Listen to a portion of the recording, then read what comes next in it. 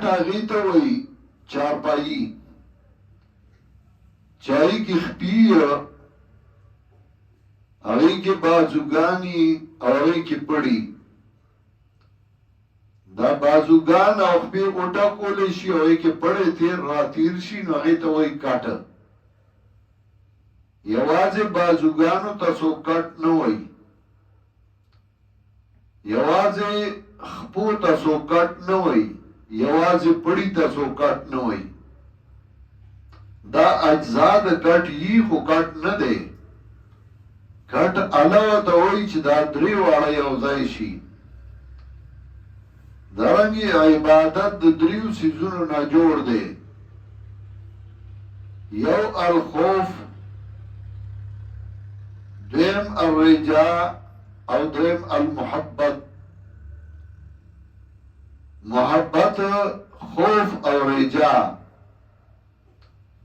عبادت هي الحب والخوف والرجاء عبادت مینا یرا او تم د خدای توب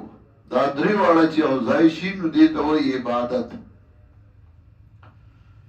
محبوبي هغه معبود نه یو لکه زیه محبوبي هغه معبود نه یو استاز محبوبي هغه معبود نه شاگرد محبوبي هغه معبود نه یو کله کله یره یي هغه معبود نه لکه د حاکم نه یره یي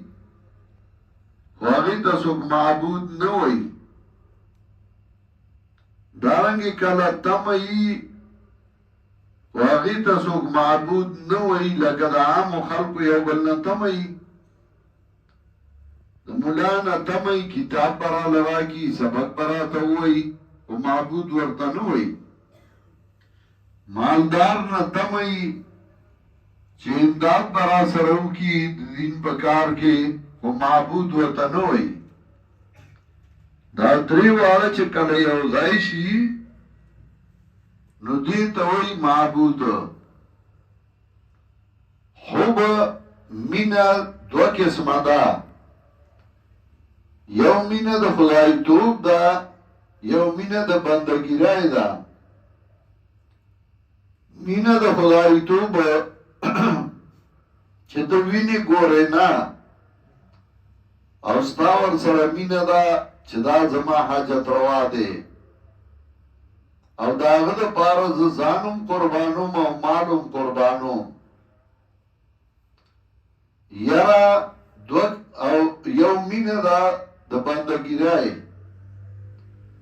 زوی سره مینه ای شاګرد سره مینه ای استاد سره مینه ای مور پلار سره مینه ای او مینه د بندګیرای ده حاجت روا او مشکل کشای نه ګڼي دغه سیاره دوه قسمه ده یو یاره د خدای توب ده یو یاره د بندګیرای ده یاره د خدای توب چې ته دې یاره کې وینې ګورې نه او ته وایې ماله ټکر او نقصان راکوي چې وغواړي عذاب راکولی شي دا یاره د خدای توب ده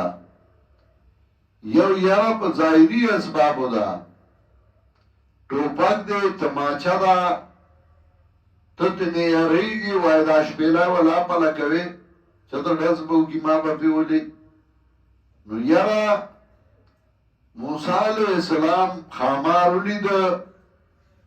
او موسی علیه السلام ویرید او شاته ټوپ که دا یره په ظاهري اسباب وه دا یره د خدای توب نه ده دغسې تمه دوه قسمه ده یو تمه ده بغیر د ظاهري اسبابو چې وینې ګورې نه او ته وایې زما حاجت پوره کوي زما سوال منظوروي دا یره د خدای توب ده